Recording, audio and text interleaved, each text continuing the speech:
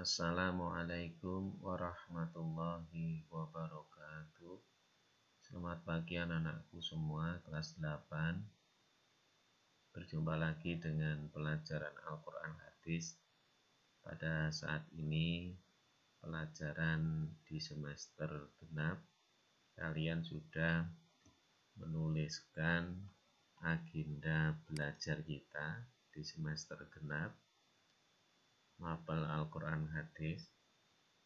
Untuk nomor yang pertama atau urutan yang pertama itu adalah memahami ketentuan hukum bacaan mad silah, mad badal, mad tamkin, dan mad farqi dalam Al-Quran serta surat pendek pilihan.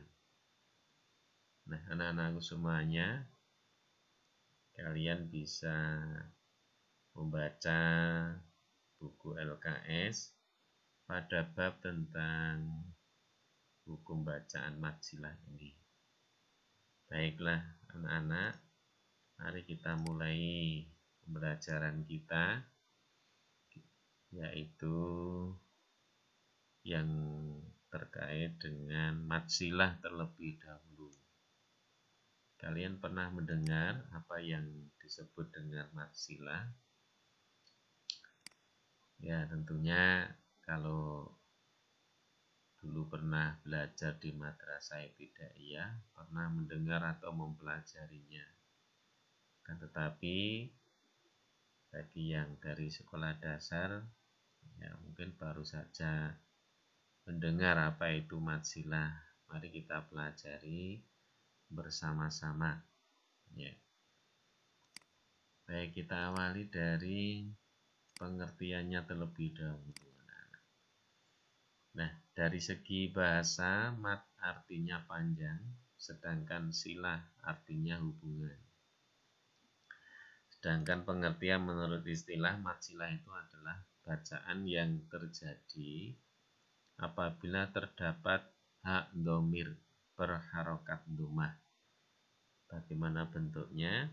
Ya, bentuk hak dhamir berharokat dhammah itu adalah seperti ini, yang berada di dalam kurung ini. Maupun kasroh, hak dhamir yang berharokat kasroh. Kasroh itu coret tegak di bawah, nah, di sini nggak kelihatan. Tidak didahului sukun, tidak didahului bacaan panjang, tidak diikuti sukun, dan tidak dibaca wakof atau berhenti. Nah, ciri-ciri daripada mad silah itu anak-anak bisa kita simpulkan sebagai berikut. Ciri yang pertama, apabila terdapat hak dhamir, ya, ada hak bentuknya seperti ini, ya, ini merupakan salah satu ciri daripada bacaan mad silah. Yang kedua, tidak didahului sukun. Artinya sebelum hak dhamir ini, ya, tidak didahului huruf berharokat sukun. Yang ketiga, tidak didahului bacaan panjang. Yang keempat, tidak diikuti sukun. Yang kelima, tidak dibaca wakof atau berhenti. Ini sebagai ciri-ciri, ya, atau tanda terdapatnya mad silah. Berikutnya anak-anak, mari kita lihat contoh bacaan mad silah itu seperti apa. Perhatikan, ya, yang saya garis bawah ini, ya, ada hak dhamir, ya, berharokat dhammah tegak. Ya, dhammah tegak ini berarti dibaca panjang 2 harokat. Jadi mad silah itu baca panjangnya 2 harokat atau 1 alif. Ini bacanya innahu kana tawwaba. Yang saya garis bawah ini merupakan bacaan mad silah. Kemudian berikut contohnya, yang saya garis bawah ini ada hak dhamir anak-anak ini, ya. Hak dhamir harokatnya kasroh tegak, maka dibaca 2 harokat. Bi rabbihi lakanud. Nah, contoh berikutnya, nah, bentuk hak dhamirnya juga bisa berupa seperti ini. Karena merupakan huruf yang berdiri sendiri, tidak bisa digandeng. Nah, maka bacanya ya sebenarnya 2 harokat karena ketemu dengan hamzah menjadi 5 harokat. Indahu illa bi'idnih. Nah, itu merupakan bacaan mad silah. Kemudian contoh berikutnya juga sama, ada handomir yang di garis bawah ini ya. Ini adalah bacaan mad silah. Min ilmihi illa. Baik, maka ada beberapa pertanyaan ya. Nantinya apakah hak domir itu didahului sukun ya, yang di garis bawah ini hak domir apakah didahului huruf berharokat sukun? Ya, tidak kan? Ini bukan sukun, ini bukan sukun, ini bukan sukun. Kalau di sini sukun artinya sudah ya kelewatan huruf ya, yang jadi tidak didahului sukun. Ini juga tidak didahului sukun. Oh, berarti merupakan tanda adanya bacaan mad silah. Apakah didahului bacaan panjang? Ini bukan bacaan panjang, ini bukan bacaan panjang.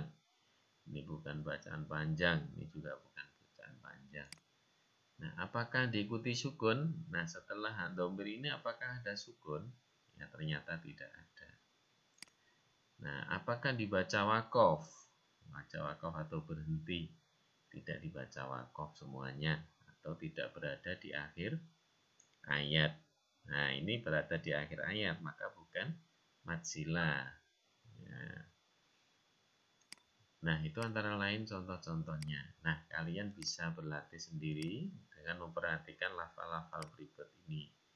Ya, lafal yang nomor 1 bagaimana bunyinya?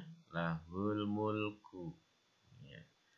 Kemudian lafal yang nomor 2, Rabbihil a'la. Yang ketiga, anhu talaha. Yang keempat, faman sya'a dzakara.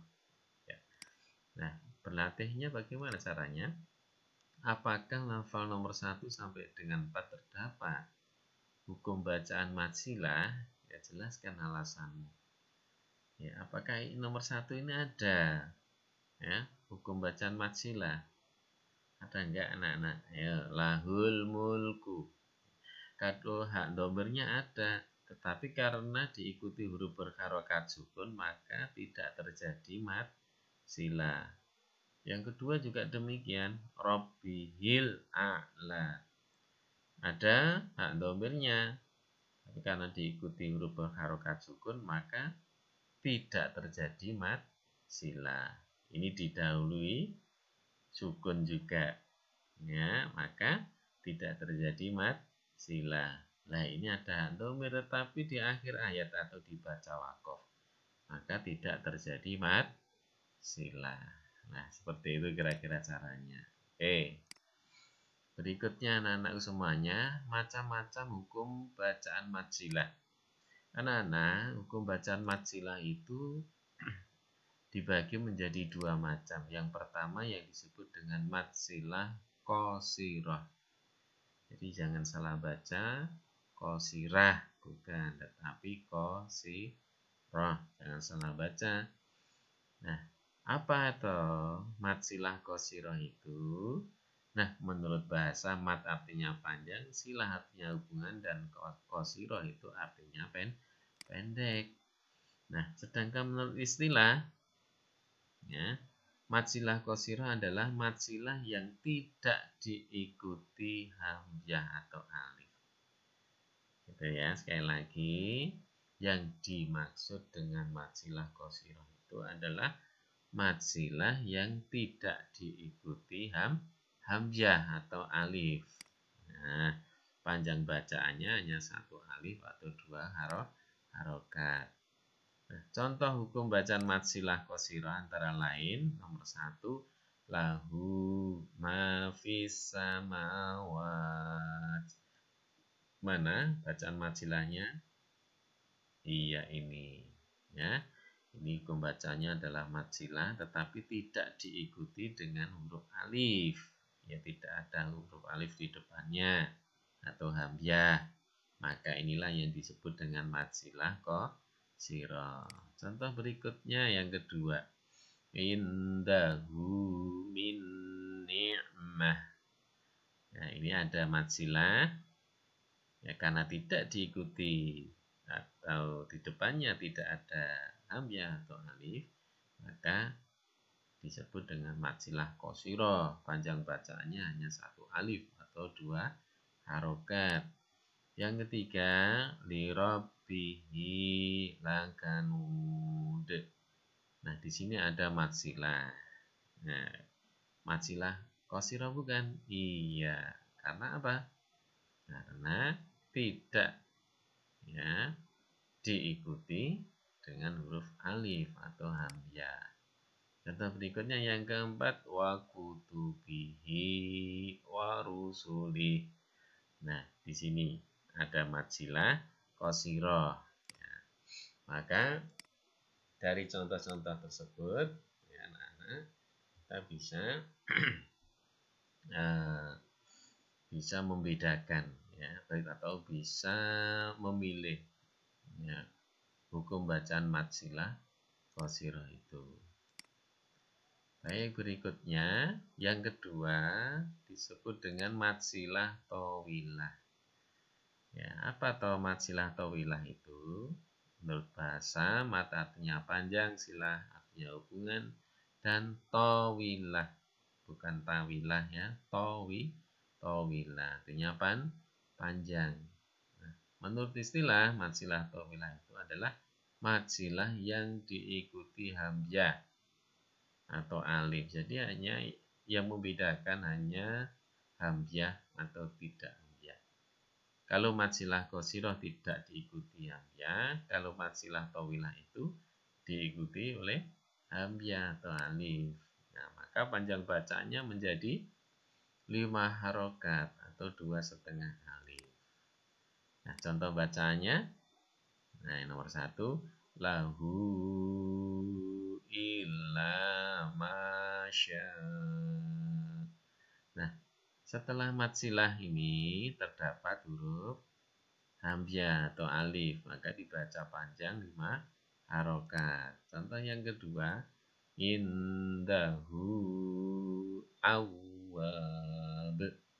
Nah, setelah majilah ini diikuti dengan hamzah atau alif, maka bacanya menjadi 5 harokat. Contoh yang ketiga, ngala dhahrihi illa. Nah, di sini ada majilah ketemu dengan alif atau hamzah, maka disebut dengan majilah tawilah. Yang nomor 4, coba dibaca. Iya, di sini ada majilah ketemu dengan hamzah, maka dibaca 5 harokat. Baik, jadi majilah yang diikuti, ya, dengan huruf hamzah itu adalah majilah tawilah. Baik, demikian anak-anak semuanya. Kalian putar lagi, ya, berkali-kali supaya bisa lebih paham. Bisa kita lanjutkan. Assalamualaikum warahmatullahi wabarakatuh.